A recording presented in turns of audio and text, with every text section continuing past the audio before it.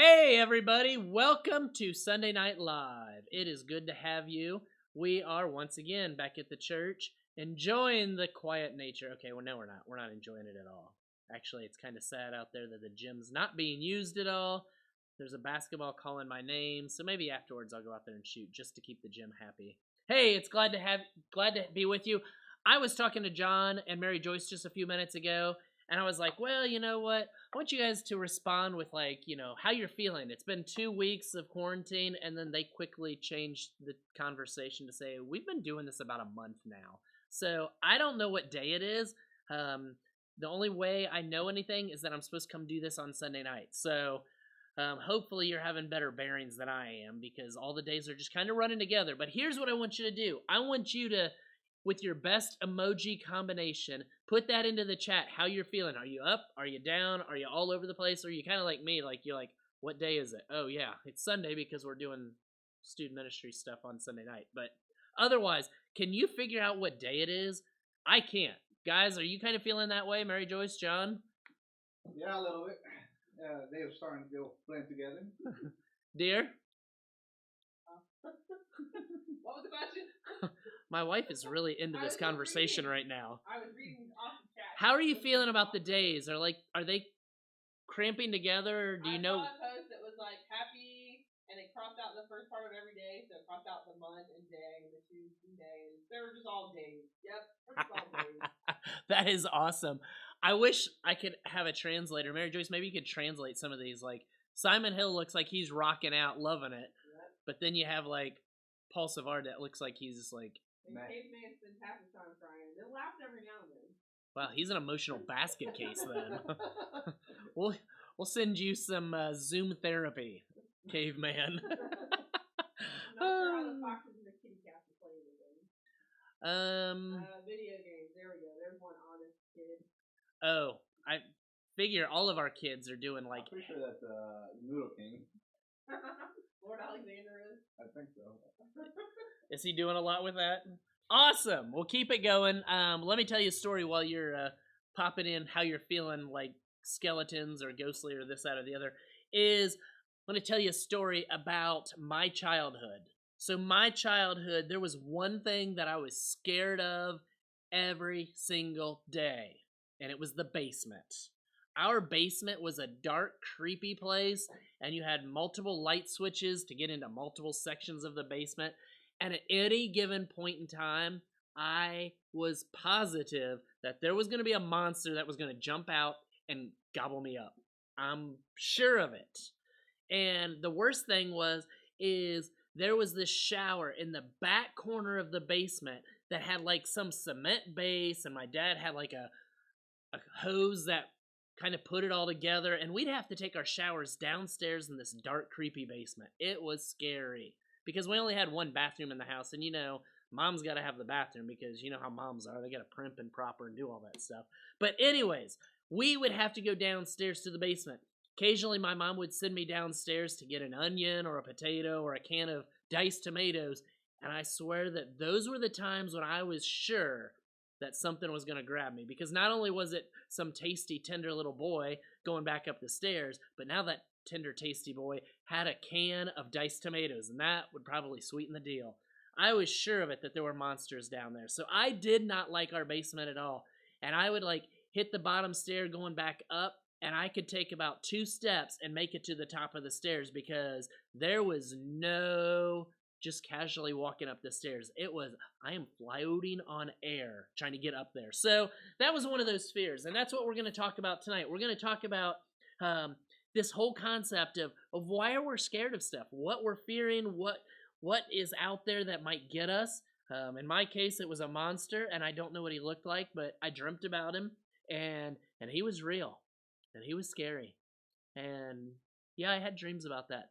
But anyways, that was my basement. Now, my current basement, sometimes I wonder if there's somebody living down there, simply because, like, in the morning, I'll walk downstairs and, like, all the basement lights are on. I'm like, what's going on? And then I realize I have 3 kids, and they don't know how to turn the lights off, so it's all good. It's probably not a person. It's probably just my kids downstairs in the basement. But anyways, talking about fear. Fear isn't final. It's not the last word. It's not the last thing that's going to happen. Fear is just a part of being human. But we got to understand how to manage those fears. We can't be afraid of these things.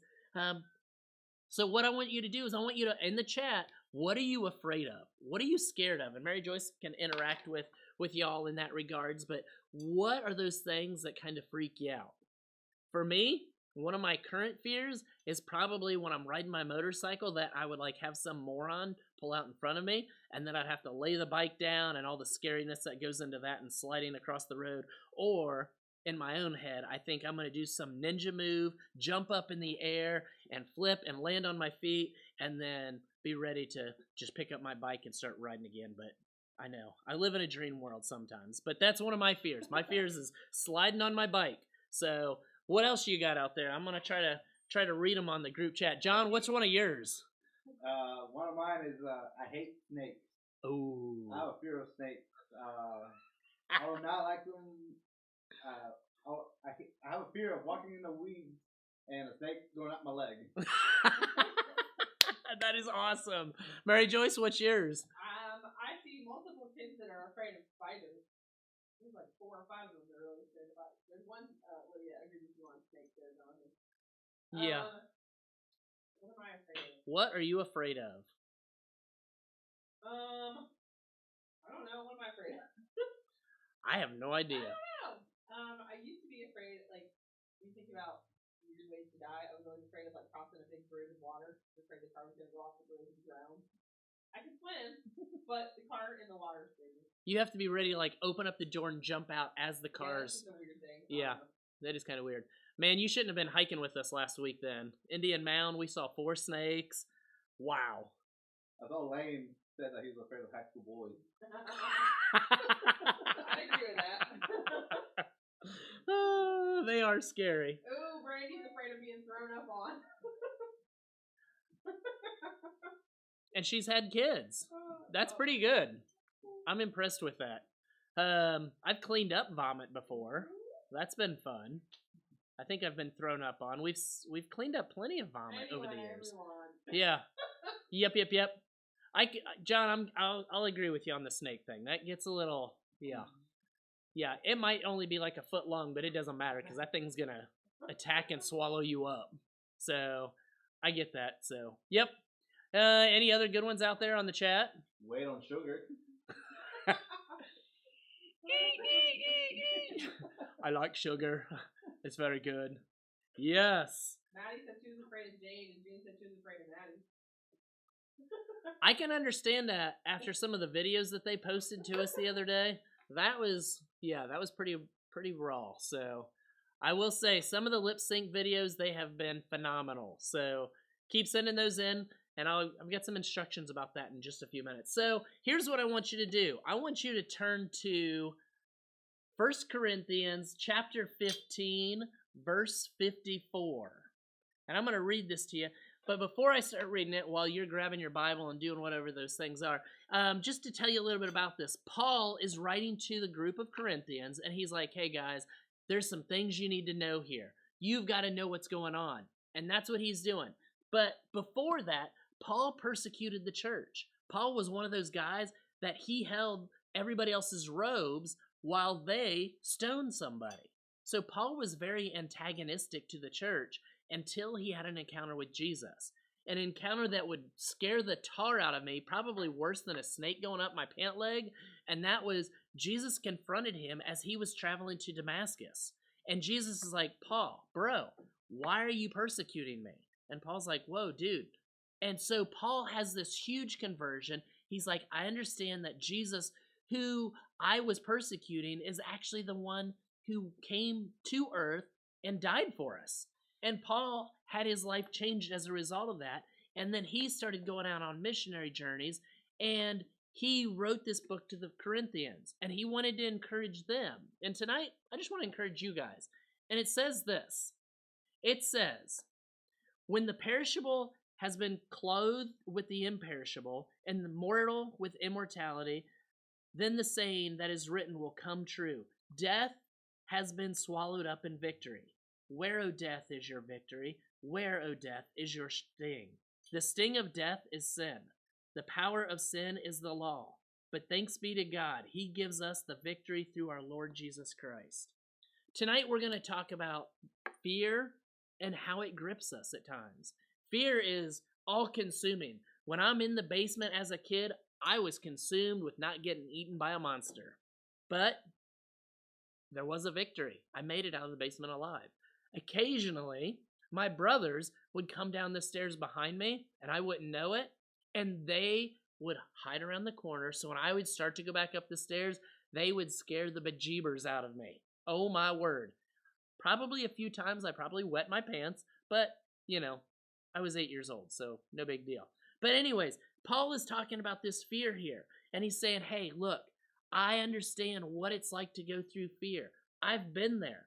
For those of you, you've been in some fearful situations, and you might be living in fearful situations. And I just want to encourage you tonight to say, look, just like Paul, he had gone through those things.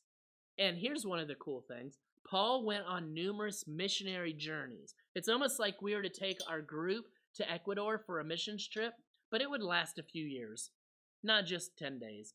And Paul would be on a missionary trip, and he would encounter some people that didn't like what he was saying. And Paul continued to persevere. Paul pushed on in the midst of it. He was threatened with his life numerous times. People threw stones at him with the goal of killing him. And Paul said, you know what? Even in the midst of all this stuff, even in the midst of towns wanting to do very bad things to me, I could fear those things, but you know what? I'm looking back and I'm saying, hey, Jesus saved me from something terrible. And this resurrection that I can now live in is now something I'm a part of. And that's what he was doing. So Paul, he is experiencing fear, but he knew how to live through that. And that's what I want to encourage you guys with tonight. Living through fear. We all fear stuff.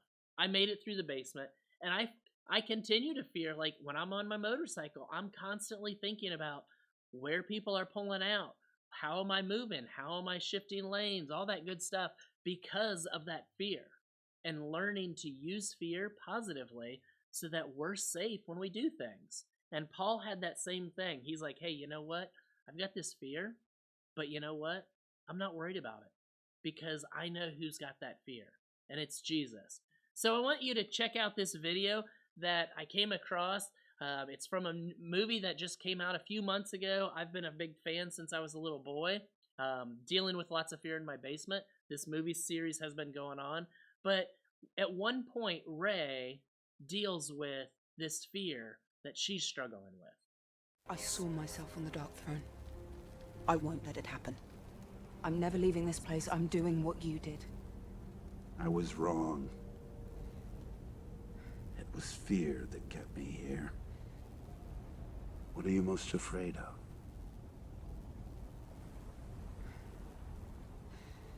Myself.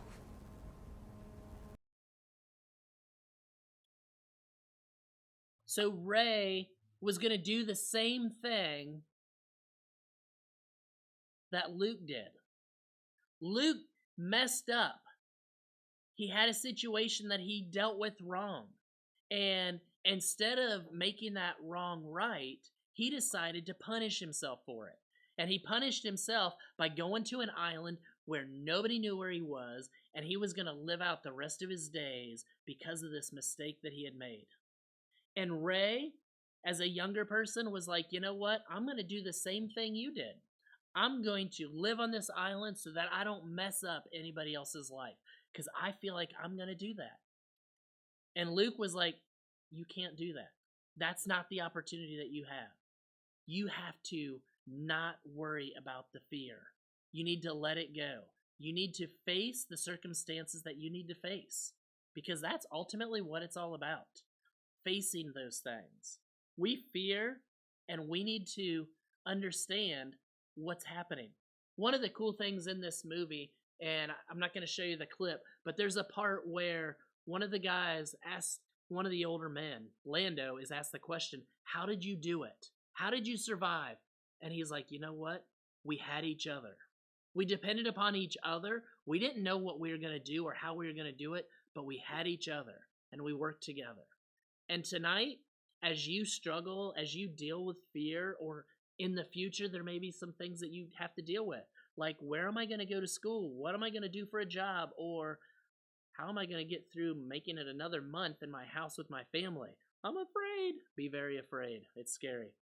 But how are you going to handle the fear? You've got to have people around you. You've got to have that connection to your small group leader and people around you. So I want you to turn to Romans chapter 8. Romans chapter 8, verse 11. And it says this. I'm going to read a little bit before it, and then we'll hit this verse.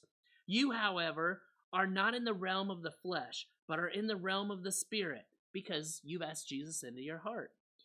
If indeed the Spirit of God lives in you, and if anyone does not have the Spirit of Christ, they don't belong to Christ. But if Christ is in you, then even though your body is subject to death because of sin, the Spirit gives you life. We can now live in life. He goes on, because of the righteousness.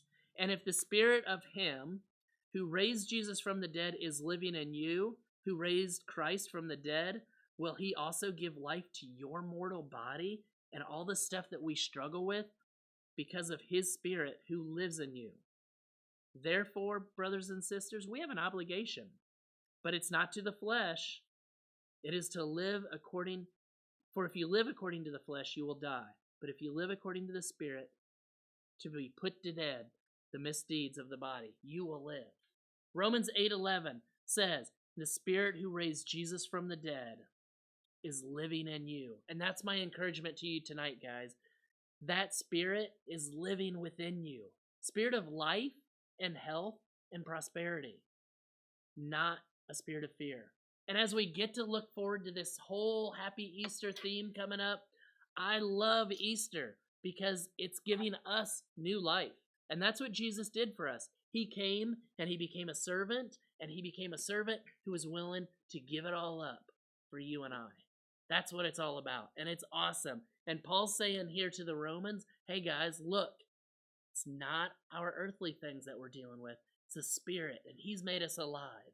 So those fears, yeah, we have them, and we're going to continue to have them as long as we live. But how do you deal with it? Who are you going to tell about those fears? Don't hold them, man. Don't bottle them up. It's not worth it. Get them out to somebody. Talk about it. Figure them out. Wrestle with it. John was just telling me about when you do coding for like creating new games, like there's a mystery to it. And that's really cool to hear his perspective on trying to create something new and creating a code that's going to make a game happen. But there's this mystery. But once you figure it out, it's really cool. And then you have a game that you can play. And a lot of you probably have devices and games on your devices that you play. That was all created because of somebody's creativity. So don't worry about the fear of, oh my word, I'd have to create this. Worry about what's going to happen as a result of this. Ultimately, that's what it's all about. So let me tell you about some cool things that are going on. First of all, fear isn't final. It's just the start. And putting our dependence upon Jesus is what it's all about. Fear isn't final. But then, if you're struggling with this, contact your small group leader. Contact your small group leader. Once again, contact your small group leader. And then talk to your group. Get a Zoom Bible study going if you're not already. I'm looking forward. I'm hearing the youth band is getting together Tuesday or Wednesday, and hopefully they're going to be rocking out and creating some really cool stuff, and we'll post whatever they record for us. Also, if you haven't subscribed to the FSM Youth channel, I would encourage you, that little button right down there that says subscribe, do that tonight before you bust out of here. We're wanting to keep this going, and we're going to be uploading the lip sync battle